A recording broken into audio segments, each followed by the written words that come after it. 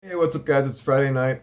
I'm down here in my shop, and I've had a few people ask me about my jointer, so I figured I'd do a quick tour review. Let's see what's what. It is the 6-inch benchtop Portercable jointer. I have it on this cart with wheels. It's for my disc sander.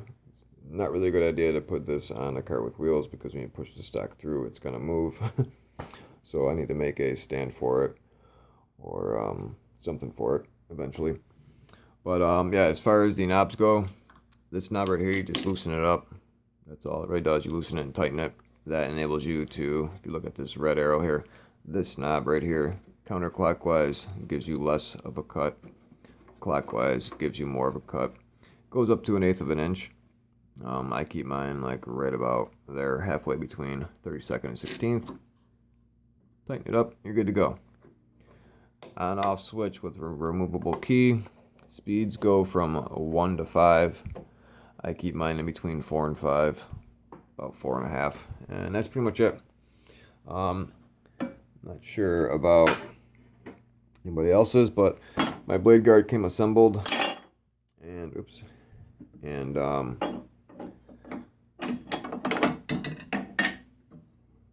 this thing right here is supposed to lock this like arbor, so you can get at your screws to change your blades. Mine doesn't line up. Tommy G had the same problem. It'll line up when it's like right there. A little bit more. There we go. I don't know about you, but I can barely even see the screws. So that is pretty much pointless. Quite frankly, I could get at the screws just like that. No problem. Safety feature, I guess, maybe. So, yeah, that's pretty much it as far as knobs and stuff go. Let's get into the fence and assembling the fence and the hardware that comes along with it.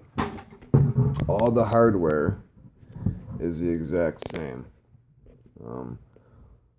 The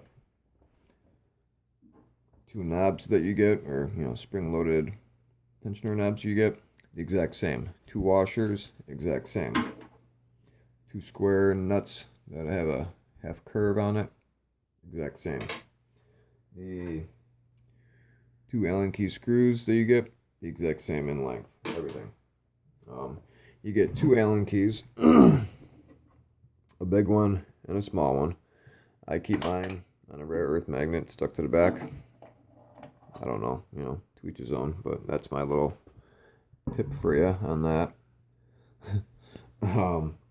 Now, as far as assembling the fence, these two little square nuts, I guess, they're not in there. They move. They slide back and forth. I just marked them with a dot because I knew I was taking this apart. But if you ever do take it apart to, say clean it and stuff, then you know where they go. Because it's kind of a pain, sort of. I don't know, depending on how much of a hurry you're in to get it together. To line these back up. This little rounded edge is the bottom of the fence. So the way that I did it was I slid these two nuts in there. This assembly kind of, just goes together like a puzzle, you know what I mean? Like, you really can't screw that up. Kind of self-explanatory there. And after that, slide your washer on your bolt there, your spring bolt.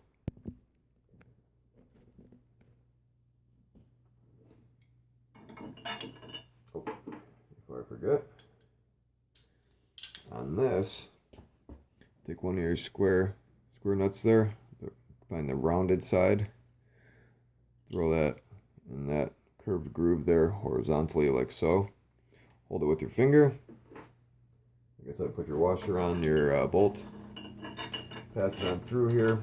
I did mine at the top, and I'll tell you guys why in just a second when I get this assembled. I left it at the top because you need to put something else. We need to put the other one right here, and this will get in the way if it's down. But you'll notice that this needs to fit right in there. And then you got it on right. And what that does, I'll give you guys a side angle of it. If you loosen it up, it'll enable you to pivot your fence up to a 45-degree angle. I don't think I'll ever find a need for that. Maybe I will, maybe I won't, I don't know. But as of right now, I don't think I will. So, anyways, get your other washer, get your other nut, or bolt, throw that on there. Get your other square nut, wherever it may be. Seem to have misplaced it. Okay, found it. Might want to do yourself a favor, get one of those magnetic dishes, and throw your hardware in there so you don't lose it or misplace it like I did. Okay, so then anyways, that stays out of the way. This guy slides on here like so. Once again, take your rounded side, just kind of stick that in the groove right there, if you can see. That goes there. Then you take your washer, put your washer on, and you just, you know, press your finger on it until you tighten it up, and you tighten that up. That's pretty much that. What this does, enables you to move your fence back and forth for alignment. You want to make sure that it is nice and flush with your table. We'll get squaring that up in a minute here. The rest, like I said, find these two little guys, slide them on, and then you basically kind of like hit and miss with it. Move your blade guard out of the way.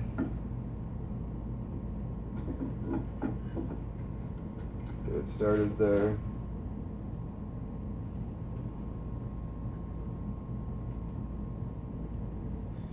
Your other screw. Screw your screws on. Alright, you don't really need to muscle them on. You end up stripping them. If you're like me and you over tighten everything. So now what you want to do is get yourself a square.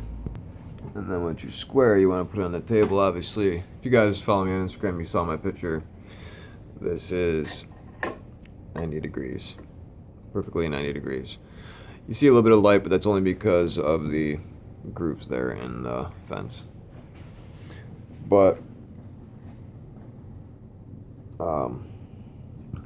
it is out of whack. It's too far up. So what I'm going to do, loosen up this guy right here, and pull it back.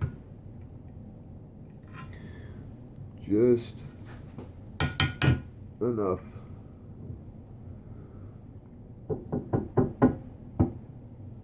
till it's right up against the table, like so. And that's one thing I love about these spring-loaded knob things, is you can just, you don't gotta like finagle with it. Now, it's out of whack. But that's because it was out of whack to begin with. So what I'm going to do, drop it down.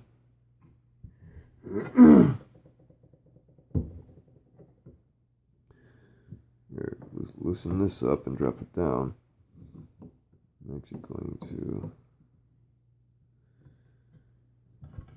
push on it, because that's what I had to do the first time. Push on it like so. It's not the most expensive jointer. Okay, so after a little bit of monkeying around with it, you will see that you can get it to a pretty much perfect 90 degrees. There's a little off at the bottom, and the air, or the light you're seeing is just the grooves there. But for the most part, it is 90 degrees. Except for that slight little bit on the bottom there. But for the money I paid for it, and for the amount that it's off, really not even noticeable. So, but yeah, overall, I am happy with it. The assembly was nice and quick. I mean, this was what, 10 minutes. I think I paused it once, and that was just to tighten up a couple screws. And yeah. Oh, also comes with a 2 1/4 inch dust port that you need to attach, and that'll fit onto your shop vac. So yeah, that's it. You know, if you have any questions, feel free to leave them down in the comments below. I've had this for about 3 weeks. I've used it a bunch of times. I am happy with it, like I said. It serves its purpose in my shop for my needs. And that's it. So if this is your first time floating on by, please subscribe to the channel. I appreciate the support. I try to put out videos once a week, either on a Tuesday or a Friday. And I do tool reviews whenever I get new tools, so you guys know what's what. And if you're already subscribed, please like, share, and comment. Until next time, keep cutting, stay screwing, and have a good weekend, guys. Trick or treat. Happy Halloween. Junkie 555716, over and out. Just a little sneak peek on the next reviews that I got coming up. Is the Craftsman cordless nail gun and Harbor Freight's drill press table with attachments. So you don't want to miss that. Later, guys.